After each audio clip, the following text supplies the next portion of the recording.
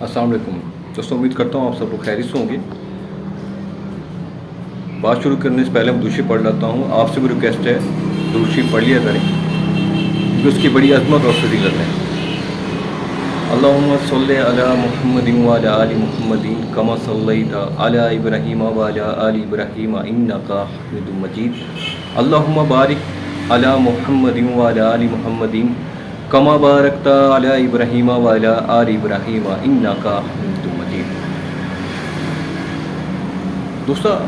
दोस्तों वाक़या ऐसा है कि मैं कल एक दोस्त के साथ खड़ा हुआ था अपने, ऐसे ही मैं उससे बात कर रहा था यार कि हमें नमाज़ पढ़नी चाहिए। जो हालात वाक़यात हो रहे हैं ये ज़ाहिर करते हैं कि वक्त बहुत करीब है, मुसलमानों के हालात बहुत ख़राब हो चुके हैं, तो मैं इस दीन इस्लाम की तरफ अपने आप को रुजू कर रहा हूँ।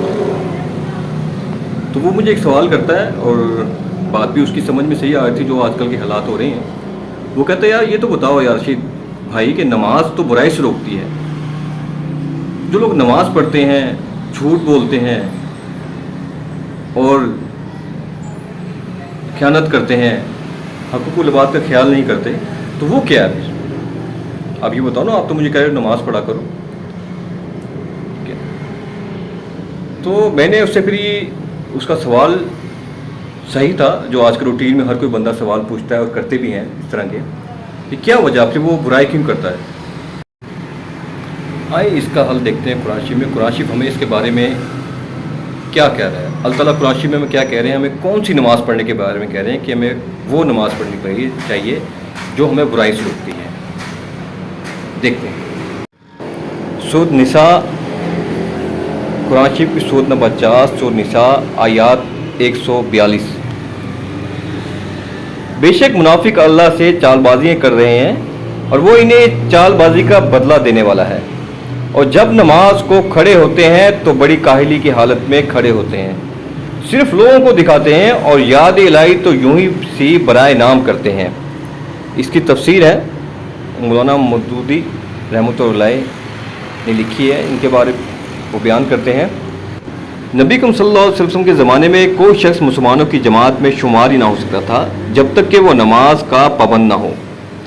जिस तरह तमाम दुनियावी जमातें और मजलिसें अपनी इज्तिमात में किसी मिंबर के बिला उज़र शरीक ना होने को इसकी अदम दिलचस्पी मामूल करती हैं और मुसलसल चंद इज्तिमात से गैर हाजिर रहने पर उसे मिंबर से खारिज कर देती हैं, इसी तरह इस्लामी जमात के किसी रुकन का नमाज बाद जमात से गैर हाजिर रहना इस ज़माने में इस बात की शरई दलील समझा जाता था कि वो शख्स इस्लाम से कोई दिलचस्पी नहीं रखता, और अगर वो मुसलसल चंद मरतबा जमात से गैर हाजिर रहता है तो ये समझ लिया जाता था कि वो मुसलमान नहीं है।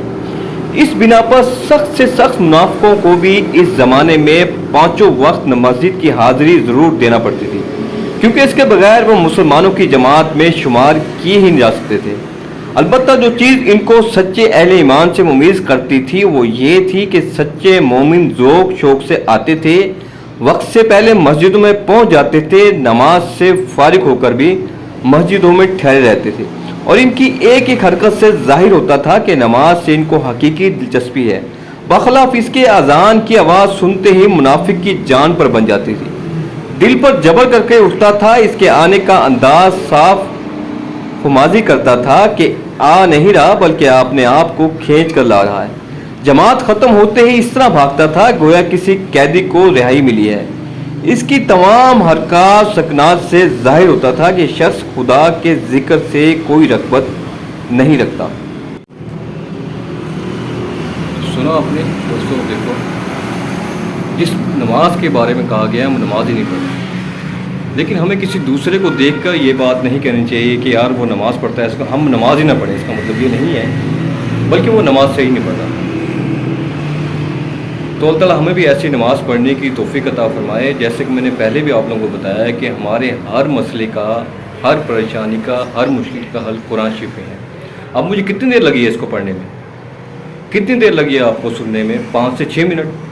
लेकिन इसी को अगर आप पढ़ के समझ के पढ़ेंगे समझ के पढ़ेंगे, उस पर अमल करेंगे, कितना फ़ायदा होगा देखिए इस चीज़। तो कुरान शरीफ को डेली बेशक पढ़ें, थोड़ी देर के लिए पढ़ें, थोड़े वक्त के लिए पढ़ें, आधे घंटे के लिए पढ़ें, 20 मिनट के लिए पढ़ें, لیکن ترجمہ پڑھیں اور سمجھ کے پڑھیں۔ جزاک اللہ، سدا خوش رہیں، والسلام۔